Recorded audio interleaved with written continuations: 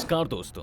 क्या आपने कभी सोचा है कि पिछले कुछ महीनों में भारत में जो प्राकृतिक घटनाएं घटी हैं, क्या वो सिर्फ मौसम की मार है या फिर भगवान की कोई चेतावनी? बाढ़, लैंडस्लाइड, बादल फटना, नदियों का उफान, गांव का बह जाना, ये सब एक साथ क्यों हो रहा है? क्या ये सब कलयुग के अंत के संकेत हैं, जैसे हमारे शास्त्रों में वर्णित है?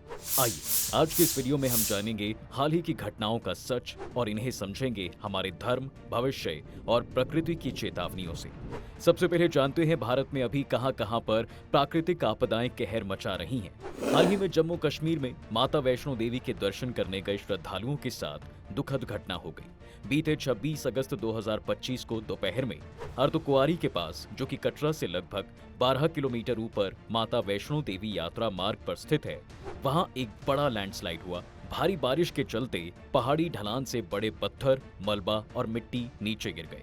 इस त्रासदी में तकरीबन 34 से 35 तीर्थयात्रियों की मौत हो गई और लगभग 20 से 23 लोग घायल हुए।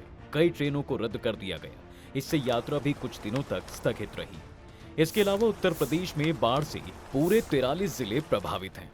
9.5 लाख से ज्यादा लोग राहत कैंपों में हैं। हजारों मकान जलमग्न हो चुके हैं और फसलें नष्ट हो गई हैं।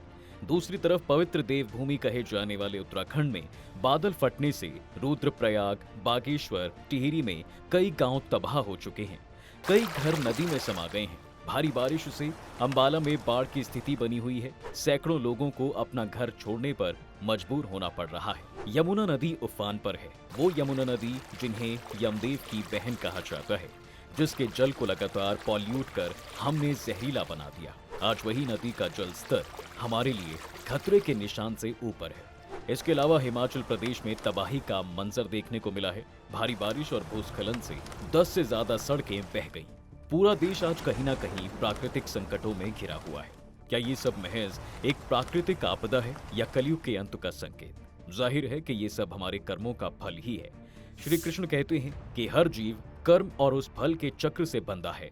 हमने प्रकृति को जितना नुकसान पहुंचाया है, आज वही लौटकर हम तक आ रहा है। हिंदू शास्त्रों में बताया गया है दोस्तों कि कलयुग के अंत में प्रकृति का संतुलन बिगड़ जाएगा। श्रीमद् भागवत पुराण और गरुड़ पुराण में भी लिखा है कि जब अधर्म बढ़ेगा, पर्यावरण का दोहन होगा, जल, वायु और भूमि अशुद्ध होंगी, तब धरती स्वयं रोष प्रकट करेगी, बाढ़, भूकंप और आग के रूप में। तो क्या आज वही हो रहा है? मानव अपने स्वार्थ में जंगल काट रहा है, नदियां गंदी कर रहा है, पहाड़ों को काटकर अननेचुरल निर्माण कर रहा है। क्या ये सब भगवान की सहनशीलता की परीक्षा लेना है? इसे भगवान की चेतावनी समझें या फिर प्रकृति का रोष? लेकिन हमारे लिए ये और बदतर होने वाला है। हिमालय, जिसे देवताओं का घर कहा गया है, आज वहीं सबसे अधिक तबाही मची हुई है। क्या ये सिर्फ एक संयोग है? अगर ऐसे ही चलता रहा तो हिमाचल प्रदेश मानचित्र से गायब हो सकता है। एनवायरमेंटलिस्ट कह रहे हैं कि ये सिर्फ एक शुरुआत है। ग्लेशियर तेजी से पिघल रहे हैं, ग्लेशियर झीलें फट रही हैं, मानसून इर्रेगुलर हो गया है। तो अब सवाल है कि हम क्या कर सकते हैं? शास्त्र कहते हैं दोस्तों, धर्मो रक्षति रक्षितः।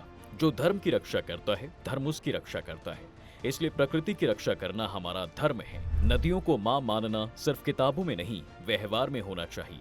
गंगा को माँ कहने से नहीं मानने और उनकी रक्षा करने से सब कुछ सही होगा। पहाड़ों को देवता मानना तभी सार्थक है जब हम उनका दोहन ना करें।